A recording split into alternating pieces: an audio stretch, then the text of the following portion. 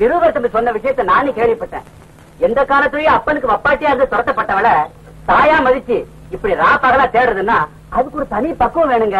உள்ளந்தான் இப்படி இல்லையா இருக்கணும். அப்பா கையில இருந்து கோயில், காலேஜ், ட்ரஸ்ட் இந்த பொறுப்பெல்லாம் பிரபு தம்பி கைக்கு வந்தது. இப்ப உற்சவ காரியத்துல இருந்து ஊர் காரியம் வர அத்தனையும் ஒழுங்கா நடக்குது தம்பி. ஆமாங்க, எந்த காரியத்தையும் அக்கறையா ஒழுங்கா செய்யற ஒரு நல்ல குணம் அவர்கிட்ட இருக்குங்கிற. ஆனா கண் முன்னாடி ஒரு தப்பு இருந்துச்சு விடமாட்டான். அது அப்பனே ஆனாலும் சரி. அதனாலதாங்க அப்பனுக்கு மகனுக்கு பேச்சுவார்த்தை எல்லாம் போயிடுச்சு. தர்மலிங்கத்தோட குடிகாரத்தாத்தை பார்த்து பார்த்து பையனுக்கு மனசு ரொம்ப வெறுத்து போய் எந்த குடிகாரனை கண்டாலும் கொலகாரனை பார்த்த மாதிரி இருக்கு.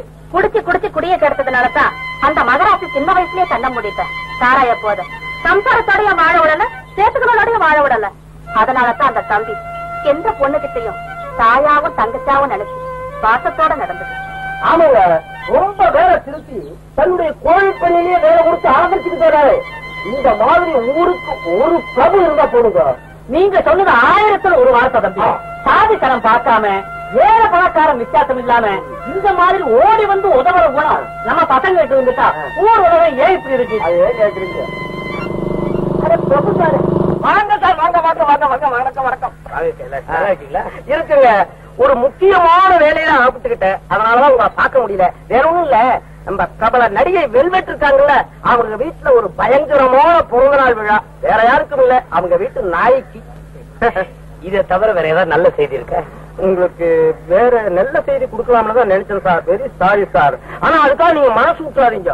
நீங்க கவலையே படாதீங்க. காலை பத்திரிக்கை, மாலை பத்திரிக்கை, பகல் பத்திரிக்கை, ராத்திரி பத்திரிக்கை, இப்படின்னு எல்லா பத்திரிகையிலையும் விரிவா நியூஸ் கொடுத்திருக்கேன். ரேடியோவே நான் விடல. ஆமா, உங்க சின்னம்மாவோட போட்டோ இருக்கா சார்? டிவியில கேட்டாங்க. கைலாஷ், என் சின்னம்மா தங்கச்சியை கண்டுபிடிச்சு வீட்டுக்கு கூட்டிட்டு வர வரைக்கும் எனக்கு நிம்மதியா இருக்கு. நான் எப்பவுமே அவங்க நினைப்புலதான் இருக்கேன். நீங்க ஒரே பண்ணிக்காதீங்க சார், அவங்க கண்டிப்பா கிடைச்சிடும். சார் நல்லவன உலக பாப்பல அந்த வயபுரையில ஆம்பளை வந்து ரொம்ப கரெக்டா பண்ணிருக்காங்க சார். எங்க மேக்கால தெரியல.